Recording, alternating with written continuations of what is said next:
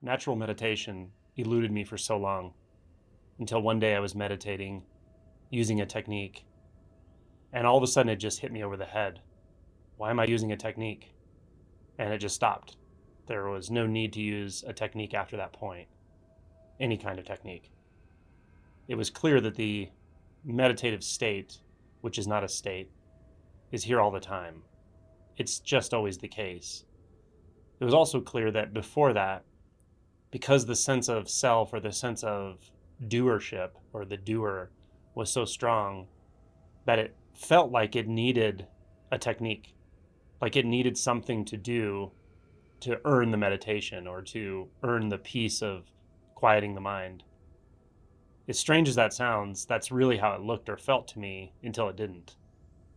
Another way of saying it is it felt like I was the primary one, I, the practicer, the one in control of the world, right? The one in control of my life or my inner world and kind of the outer world. That one was primary, and the meditative state was secondary. And if I learned a technique and did that technique regularly, I would cultivate that second state. When it clicked, it was so obvious, and it was kind of hilarious because it was realized that the sense of being a doer, the sense of being a person who decides how their experience is going to go or uses techniques to manipulate their experience, is itself just a thought. It's an effect. It doesn't really cause anything at all, but it's kind of a waypoint. When we first get a taste of reality, we get a taste of unbound consciousness, purity, clarity. We don't think we deserve it. So we think we have to do something to get back to it, to cultivate it, to work at it. And this just follows logically when we believe we are a doer, that anything that happens, we have to cause it to happen. So this is what meditative techniques are for. They're kind of like a waypoint between doership and non-doership. They're a waypoint between produced clarity and natural clarity. Now, of course, the whole time natural clarity is here. It's always here. It's here for everyone. But we're so used to putting so much effort and work into being the doer, to being the one who's in control of its life, the one who's trying to end its own suffering, that we overlook it all the time. So this is the value of the natural meditation technique, or in Zen terms would be called shikantaza. What's funny though is, for me, even that sounded like a technique for a long time. It sounded like a practice or a certain way of meditating, but that's not what it is at all. So my term for that is natural meditation because that's how it struck me. Now I have a lot of videos on natural meditation and I have a section in my book on natural meditation, but I'll walk through it here as well. One good way of approaching this initially is to just remind yourself that when you're not meditating, that's when the sense of the doer tends to be strong. When you're engaged in life, distracted, thinking. But when we sit to meditate, what we're actually reminding ourselves of is the fact that we don't have to do anything. The doer is unnecessary. So we begin to meditate. Now we begin to meditate not because we're doing something, but because we're recognizing something. We're recognizing the natural meditative state as always already here.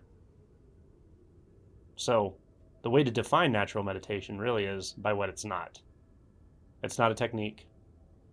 It's not a practice. We're not trying to get anything to clarify. We're not trying to feel better. We're not trying to wake up. We're not trying to cultivate a certain insight. We're not trying to realize something. We're not trying to relax our body or our mind. We're not trying to cause anything to happen.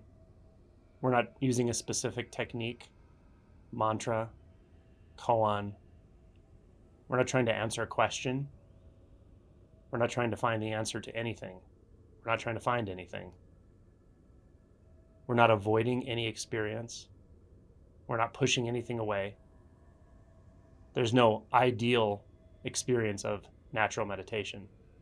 There's no right experience of natural meditation.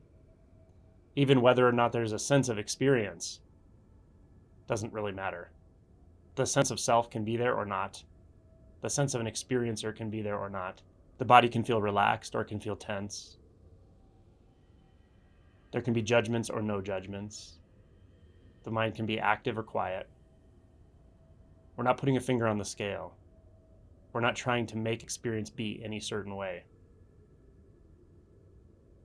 We're not trying to get back to an experience we've had previously. There's no way that things can go during natural meditation where we get done and say, oh, I did it right this time.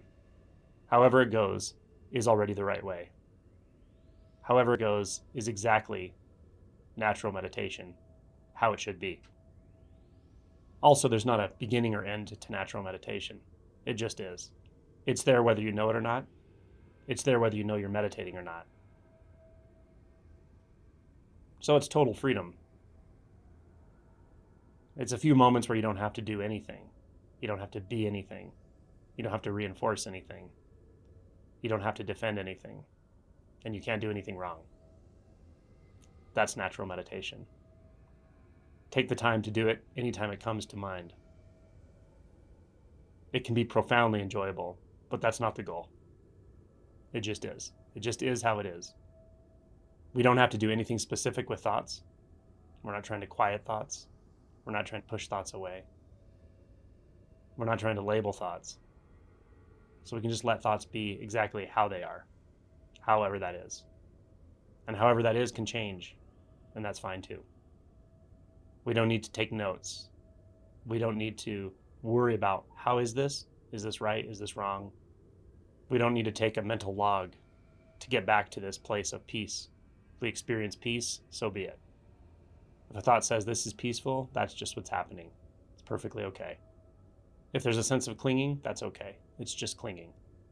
If there's a sense of releasing, that's okay too. It's just releasing. So this is the practice of non-practice.